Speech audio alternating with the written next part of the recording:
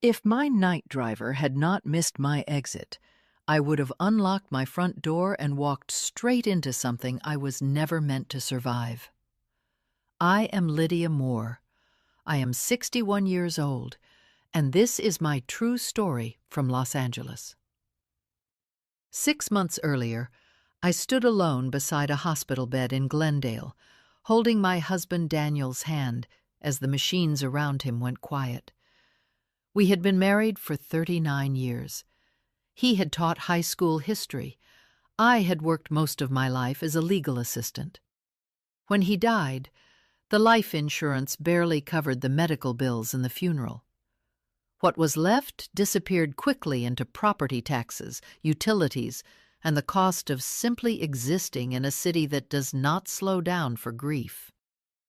I moved into a small, aging bungalow in East Los Angeles that Daniel and I had bought decades earlier when the neighborhood still felt like a promise. Now the paint was peeling, the streetlights flickered at night, and silence inside the house felt heavier than noise ever had. Our son lived in Arizona. He called when he could, but we were no longer close. Grief has a way of stretching distances that already exist. At 61, retirement was not an option. I took a night position at a private legal records archive downtown. It was not a law firm. It was a quiet operation that stored civil case files, sealed depositions, and evidentiary documents for ongoing litigation. My job was to log files, verify chain of custody, and flag inconsistencies. The work required focus and discretion. It paid just enough to keep me afloat. My shift ended at 11:45 p.m. For years, I relied on the bus. Then routes were cut. The last bus now left before my shift ended. Walking through downtown Los Angeles alone at midnight was not something my body or my nerves could manage anymore. My son insisted I download a rideshare app. I resisted until I had no choice. That is how I met Aaron. The first time his dark sedan pulled up outside the archive building, I hesitated. It was late. The street was empty.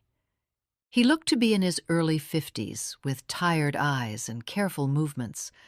But his rating was perfect. 5 stars, hundreds of rides. I got in the back seat and gave him my address. "Long night?" he asked quietly. "Every night," I said. He nodded, like that told him everything. Over the next few weeks, Aaron was always the one who accepted my ride. Same nights, same time, same calm presence. He never asked personal questions. He never pushed conversation. But he noticed things. When I seemed shaken, when I was quiet, when I was cold. In October, I started bringing him tea. Chamomile, poured into a travel cup from my own kitchen. The night shift left my hands trembling sometimes, and the warmth steadied me. One night, I handed him a second cup. "You do not have to do that," he said. "I know," I replied, "but nights are long." He accepted it with a nod that felt heavier than gratitude. By November, those 12-minute rides were the only time I spoke to another human being face to face. Aaron remembered my routine. He remembered the way my porch light flickered. He remembered which nights I locked my door twice. What I did not know was that someone else had been watching too. And the night Aaron missed my exit, the life I thought I understood, finally split open. That was the night everything began. Aaron rarely spoke first, but when he did, it was never small talk. He asked questions that mattered, then waited for the answer without rushing me. Over time, I learned that silence did not make him uncomfortable. He understood it. One night, a few weeks after we first met, he told me he used to be an electrical systems technician. He worked maintenance for commercial buildings across the city for nearly 20 years. Then a scaffolding accident crushed 2 vertebrae in his lower back. The company settled. The job disappeared. Pain stayed. Driving nights paid the bills and kept him moving. It also allowed him to check on his mother every morning before sleeping. She lived alone now, her memory fading in unpredictable waves. Aaron adjusted his entire schedule around her needs. He never complained when he told me this. He spoke like a man stating facts he had already accepted. As the weeks passed, I realized something unusual. Aaron did not just remember my address. He remembered my patterns. He knew which nights I stayed late to finish audits. He noticed when my porch light was off and slowed the car before pulling up. He noticed when the street felt different. Once, as we drove past my block, he said, "There is a car parked across from your house that I have seen before." I laughed it off. Los Angeles is full of cars that never move. He did not argue. He simply nodded and kept driving. Another night, he asked if I ever brought work home. I told him no. Files never left the archive. Everything was logged. Everything was tracked. He seemed relieved. By December, bringing him tea had become a habit. Sometimes I brought ginger, sometimes peppermint. I did not think of it as kindness. It was routine. It was something normal in a life that no longer felt normal. One night, rain fell hard against the windshield, blurring the city into streaks of light.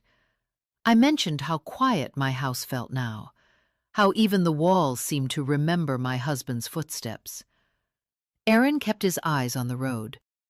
"My son used to say, the house sounded different when my father died," he said, "like it knew." That surprised me. "You have children?" I asked. "One," he replied, "a son. We do not speak anymore." He did not elaborate, and I did not ask, but his hands tightened slightly on the steering wheel. What I did not know then was that Aaron paid attention not only to me, but to others who mentioned me. Over the past month, he had driven a man who talked too much when drunk, a man who complained about audits, about missing files, about someone in records who was asking the wrong questions, a man who kept repeating my street name like he was memorizing it. Aaron had learned to listen years ago, after failing to listen once when it mattered. That failure had cost him his son. I did not know that yet. I only knew that when Aaron dropped me off each night, he waited until my front door closed before driving away. I thought it was courtesy. I did not realize it was vigilance.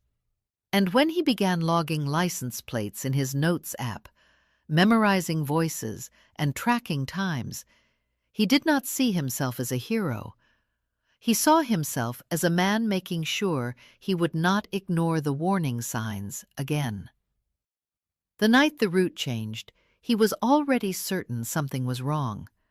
He just needed to be sure I would listen. By January, our nights followed a rhythm that felt almost scripted. I stepped out of the records archive at 11:45 sharp. The security guard nodded as I passed. Aaron's car waited in the same spot, engine running, headlights dimmed. I slid into the back seat, set my bag down, and handed him the tea without a word. He thanked me quietly, like we had agreed long ago that words were optional. Those 12 minutes became the only part of my day that felt anchored. I learned that Aaron preferred driving nights because the city revealed itself honestly after dark. No performances, no crowds, just people trying to get home, trying to survive, trying to forget. He told me he could tell when someone was lying by how they breathed, not by what they said. Drunk passengers, especially, talked without realizing how much they revealed. I told him about the audit. It started innocently. A few files flagged as incomplete.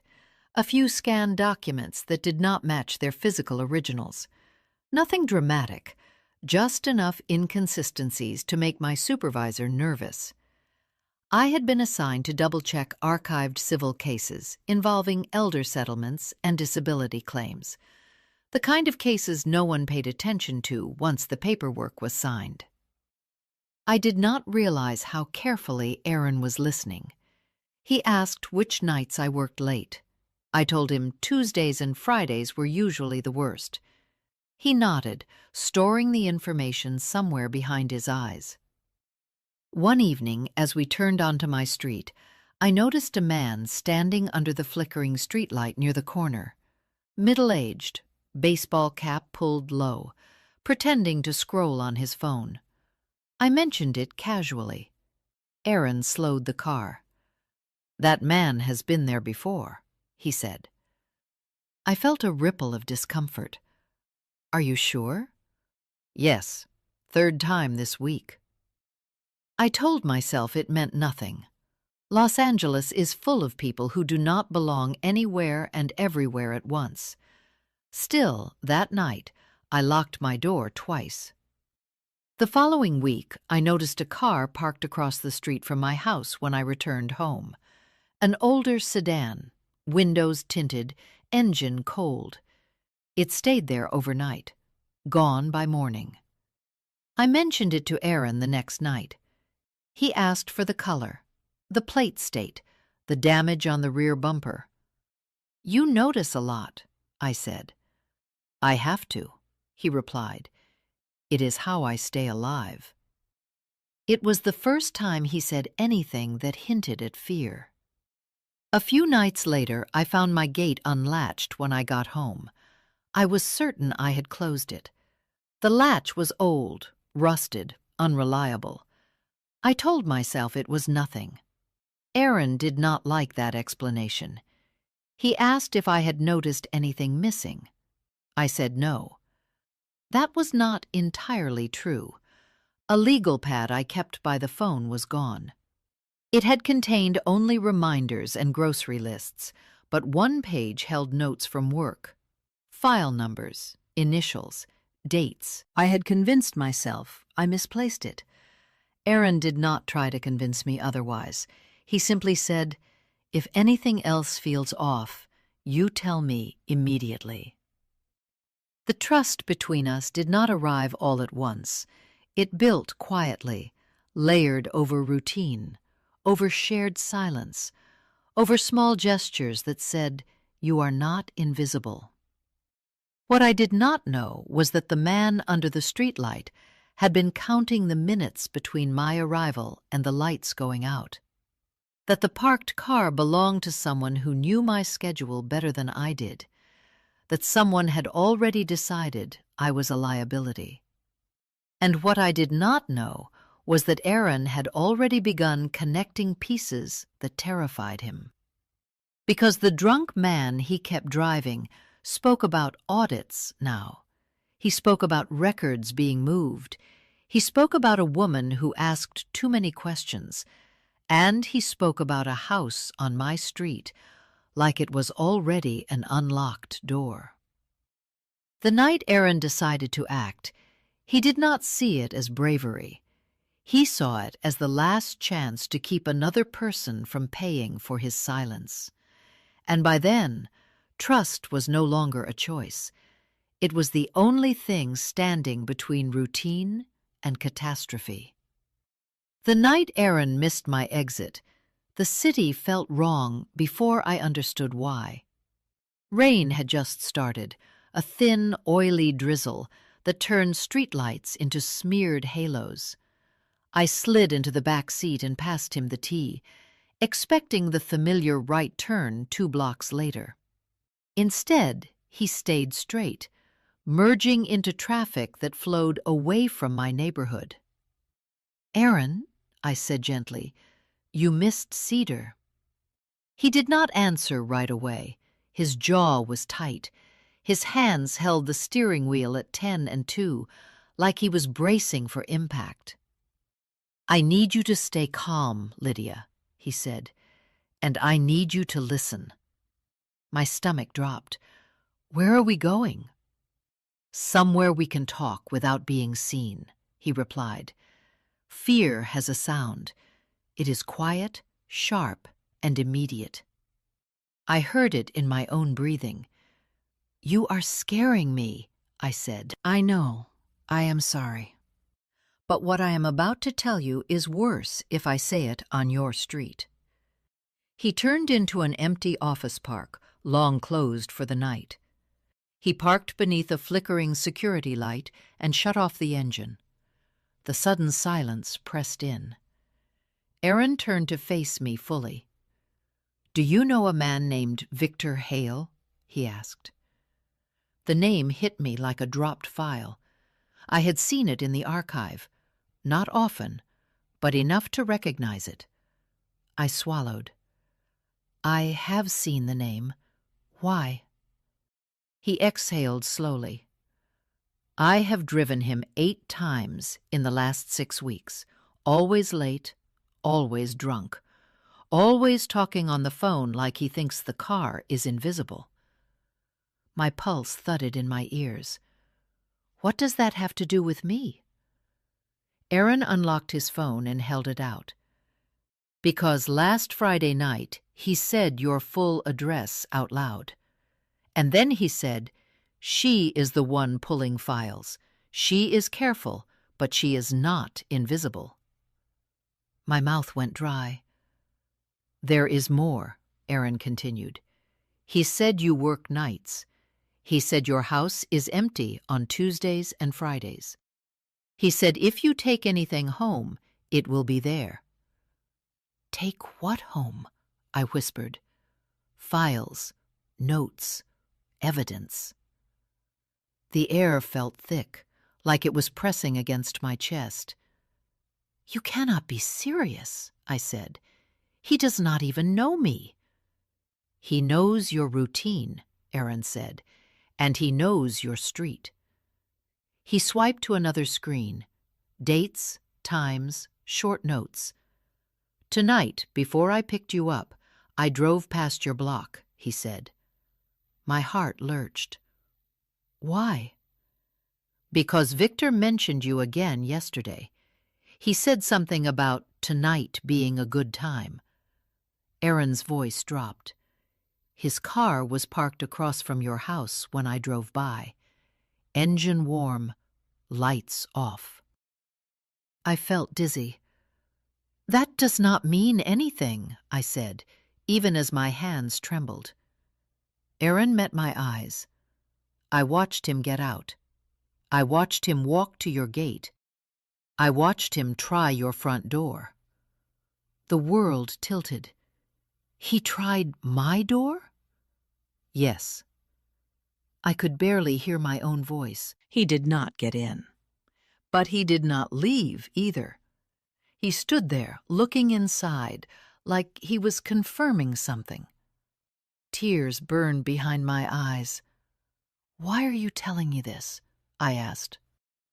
"Because I am not dropping you off tonight," Aaron said firmly. "And because you are not going home." I shook my head. "I do not understand. I do not know what he thinks I have." Aaron leaned back, exhaustion etched into his face. "Neither do I. But I know what happens when people decide someone is a problem." He paused. "And I know what happens when no one warns them in time." The rain tapped against the windshield as if counting seconds. "We are going to the police," he said. "Now." For the first time since my husband died, I felt the full weight of fear settle into my bones. And for the first time, I realized how close danger had been standing to my front door. We did not go to the police right away. First, Aaron drove aimlessly through side streets, looping through neighborhoods that looked identical in the dark. He said nothing for several minutes, letting my breathing slow, letting the shock settle into something I could function inside of. When he finally spoke, his voice was low and controlled. "I need you to tell me exactly what you have been working on at the archive." I stared at the rain streaking down the window, at the red glow of brake lights ahead of us. I told him about the audit in more detail this time. Over the past 2 months, several civil settlement files had come up incomplete, original documents missing, digital scans altered in subtle ways, amounts adjusted by small percentages that most clients would never notice. Always cases involving vulnerable plaintiffs, elderly tenants, injured laborers, immigrants who barely spoke English. Nothing dramatic enough to trigger an immediate investigation, just enough to quietly redirect money. My supervisor thought it was a clerical error at first. Then she thought it was negligence. Then she asked me to start tracking patterns. Aaron nodded slowly. "Victor talked about settlements," he said. "He talked about payouts being delayed, rerouted. He said someone upstairs was getting nervous." "Upstairs?" "Management, attorneys, anyone who signs off without reading closely." My chest tightened. "I never took files home," I said. "Never. Everything stays locked, everything logged."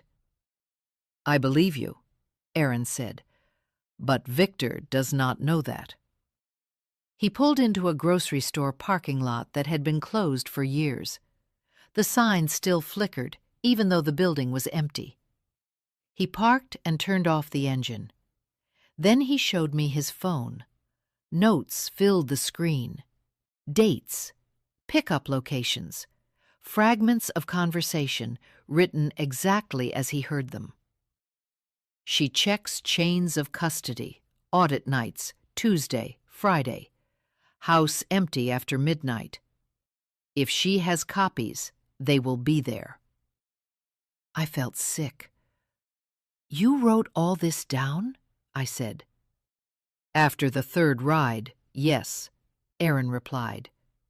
"When he started repeating your street name like he was practicing it." My hands shook as I scrolled. There was more. 2 nights ago, Victor asked another passenger if they knew how to disable alarm systems in older houses. Last night, he talked about garages and back doors and how people never reinforce them. I closed my eyes. I remembered the loose hinge on my garage door, the window that never quite latched, and the legal pad that had gone missing. "I thought I lost it," I whispered. Aaron did not respond immediately. He reached into the center console and pulled out a small digital recorder. "I started recording his rides," he said, "audio only, for my own protection. Passengers consent through the app terms. Most never realize it." He pressed play. Victor's voice filled the car, slurred, angry. "She is careful, but she is slow. If she figures it out, she will talk. I need to get ahead of this." The recording ended. I opened my eyes and looked at Aaron. "He is not just watching me," I said. "He thinks I have proof." "Yes," Aaron said. "And even if you do not, he thinks your house is where answers live." Silence stretched between us. Then something else clicked. "Victor works nights too," I said slowly. "That is how he knows my schedule. That is how he knows when the building is empty." Aaron's jaw tightened.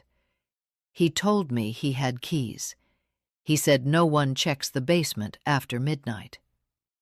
The basement, where the archive vault was. My stomach dropped. "He is not just stealing files," I said. "He is covering tracks, removing originals, making sure nothing can be traced back. And if you find something first, Aaron added quietly, he believes he can find it faster at your house. The reality settled like ice. If I had gone home tonight, I would have walked into a silent house someone else had already claimed as accessible. I wrapped my arms around myself. We cannot wait, I said. Aaron nodded. No, we cannot. He started the car. This time he did not ask where to go. We both knew. The police station lights cut through the rain ahead of us, and for the first time since this nightmare began, fear gave way to something sharper. Clarity. The police station smelled like disinfectant and burnt coffee.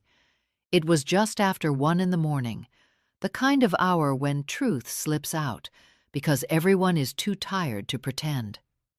Aaron and I sat side by side at a metal table while an officer took notes, his pen scratching steadily, as if he already sensed this would not be simple. I told my story first, my work, the audit, the missing files, the car across the street, the gate unlatched, the legal pad gone. Saying it out loud made it real in a way my mind had resisted until now. Then Aaron spoke. He handed over his phone, his notes, the dates and times, the audio recordings. The officer's expression changed when Victor's voice filled the room. Not shock, recognition. He stepped out and returned with a detective whose hair was mostly gray and whose eyes missed nothing. Victor Hale works contract security, the detective said slowly. Night coverage, rotating sites. My breath caught. Security where? I asked. The detective met my gaze. Your archive building, and 2 other facilities tied to civil litigation storage. The room seemed to tilt. He has keys, I whispered. Yes, the detective said. Limited access, enough to move around unnoticed. I felt something inside me break open. That is why the files vanished without alarms. That is why the logs looked clean. He was not breaking in. He belonged there. The detective leaned forward. There is something else. Victor Hale did not choose you randomly. He slid a photograph across the table, an old one, a group of men standing in front of a courthouse steps years ago. I recognized one face immediately. My husband. Daniel stood in the photo, younger, arm around another man. Victor Hale. I stared at it, my chest tight. They worked together years ago, the detective said. Your husband testified in a civil fraud case that cost Hale his contractor license. He was blacklisted after that. Career ruined. I felt sick. Daniel never told me that name, I said. He never talked about it. He probably thought it was over, the detective replied. Hale did not. The realization crashed down. This was not just about files or money. This was personal. He followed you because of where you work, the detective continued. But when he realized who you were married to, you became something else, a risk, and an opportunity. My hands shook. The detective stood. We are getting a warrant now, for his residence, his storage units, his vehicle. Officers moved fast after that. Radios crackled, doors opened and closed. Aaron stayed with me while everything accelerated beyond my ability to process. 2 hours later, the detective returned. They found hundreds of altered legal documents, he said. Originals removed, replacement pages fabricated, evidence of settlement diversions exceeding $500,000. My stomach dropped. And in his garage, he added, they found printed photos of your house, your gate, your back door, notes about your schedule, and a list labeled contingency. I could barely breathe. What was on it? I asked. Your name, the detective said, and a date, tonight. Silence swallowed the room. He was planning to confront you, the detective continued, to search your house, to intimidate you, if necessary, to silence you. The words felt unreal. We intercepted him on his way back, the detective said. He is in custody. I covered my face and sobbed, the sound raw and uncontrollable. Aaron did not speak. He simply placed his hand on the table near mine, close enough that I could feel the warmth. You are safe now, the detective said. I did not feel safe. I felt like I had just stepped away from the edge of something that would have erased me entirely. And I knew, with absolute certainty, that if Aaron had not missed my exit, there would be no story left to tell. The weeks that followed felt unreal, like living inside someone else's memory. I did not go back to my house right away. The police placed me in a small hotel under temporary protection while they finished their investigation. Officers escorted me when I needed clothes or documents. My quiet life had become evidence. Victor Hale's arrest did not make the fear disappear. It sharpened it. I replayed every night in my mind, every routine I had believed was harmless. I wondered how long he had been watching. I wondered how close I had come to opening my door to him without ever knowing why. The investigation widened quickly. The archive building was sealed for 2 days. Federal investigators joined the case. They uncovered a network of altered civil case files tied to multiple shell accounts. Money siphoned from settlements meant for people who could not afford lawyers or second chances. Hale had not acted alone at first, but he was the only one arrogant enough to keep going after others backed out. And he was the only one reckless enough to let alcohol loosen his mouth in the wrong car. Aaron gave his statement twice, once to local detectives, once to federal agents. His notes became a timeline. His recordings became a backbone. When the case went to trial, the courtroom was quiet in a way that felt heavy rather than respectful. I took the stand on the 3rd day. I told the jury about my job, about the audit, about the missing files, about the man under the streetlight, and the car that never moved. My voice shook when I described the night Aaron missed my exit and told me not to go home. Across the room, Victor Hale stared at the table. He never looked at me. Aaron testified the next morning. He spoke calmly, clearly.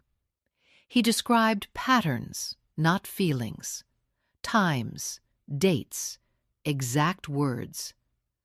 When the recordings were played, the room shifted. You could feel it.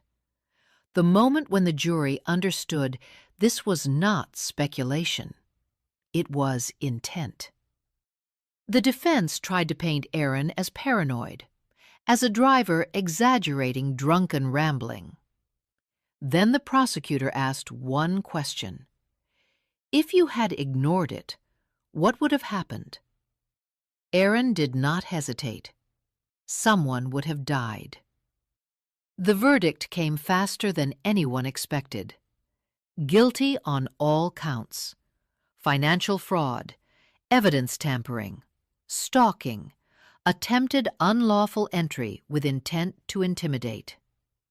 The sentence was severe, enough years that Victor Hale would grow old behind concrete walls. When it was over, I expected relief. What I felt instead was emptiness. Justice does not restore what fear steals. It only closes the door behind it. Slowly, life began to return to a shape I recognized. I went back to work. The archive reopened under new management, new safeguards, new oversight. The audit I had started quietly had ended something much larger than I ever imagined. Aaron kept driving nights, but now I sat in the front seat. We talked more, about everything, about nothing, about the son he lost not to death, but to distance and guilt, about how listening too late can destroy a family just as surely as violence. One evening, weeks after the trial, his phone rang while we sat in traffic. He did not answer right away. When he did, his voice cracked. It was his son. He had seen the news. He had read about the case, about the driver who saved a woman by paying attention, about the man who did not look away this time. He wanted to talk. When Aaron hung up, he pulled the car over and cried like someone releasing years of held breath. I reached for his hand without thinking. "Sometimes the truth hurts," I said softly. "But sometimes it opens doors." He nodded. That night, for the first time in a long while, neither of us felt invisible. And for the first time since my husband died, I believed the future still had room to surprise me. Life did not return to what it was before. It settled into something new. When I finally went home for good, the house felt different. Not violated, but changed. The locks had been reinforced, motion lights installed, cameras quietly blinking near the eaves. Safety measures, the police said, precautions. But what truly made the house livable again was knowing that danger no longer lived unseen in the shadows of my routine. I kept my job at the archive, still working nights, still handling files most people never think about. But I no longer moved through my days believing that quiet meant safety. I understood now that silence can hide intentions just as easily as it can hide pain. Aaron and I began having dinner together on Sundays. At first it was just coffee, then soup, then meals that took time. He introduced me to his mother, who smiled at me like she recognized something familiar even when words escaped her. A few weeks later, his son joined us. Awkward at first, careful. Two men relearning how to speak without blame. They asked me questions about the case, about how it felt to testify, about fear. I answered honestly. Fear does not always scream, I told them. Sometimes it waits patiently for routine to make room for it. Over time, those dinners became something neither of us had planned.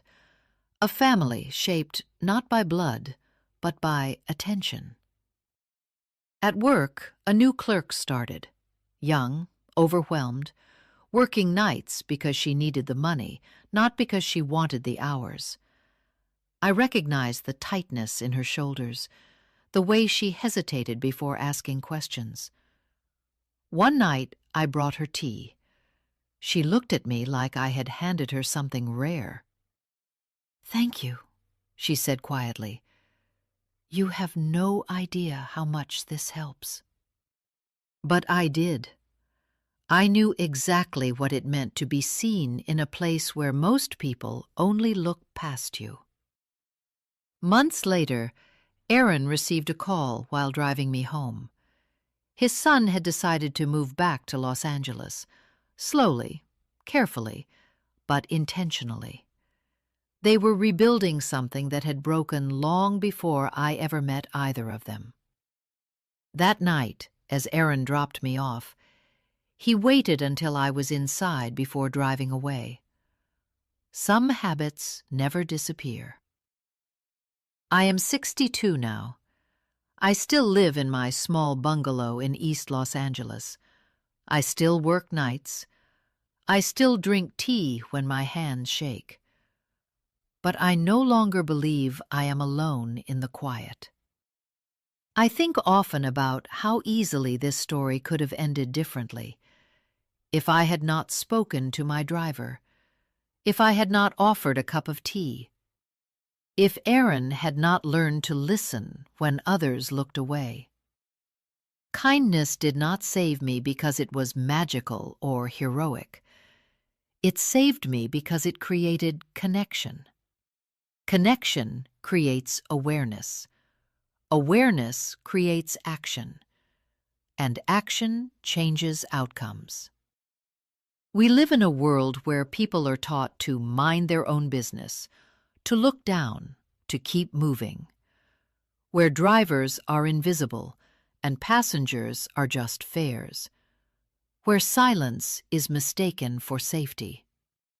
This story exists because one person chose to pay attention, because another chose to treat a stranger like a human being. So this is the lesson I carry forward. Be kind. Not because you expect something in return. Be kind because attention is not weakness. Be kind because listening can save a life. You may never know whose routine you interrupt, whose fear you interrupt, whose ending you quietly rewrite by choosing to see them. I gave my night driver tea every week. One night he missed my exit.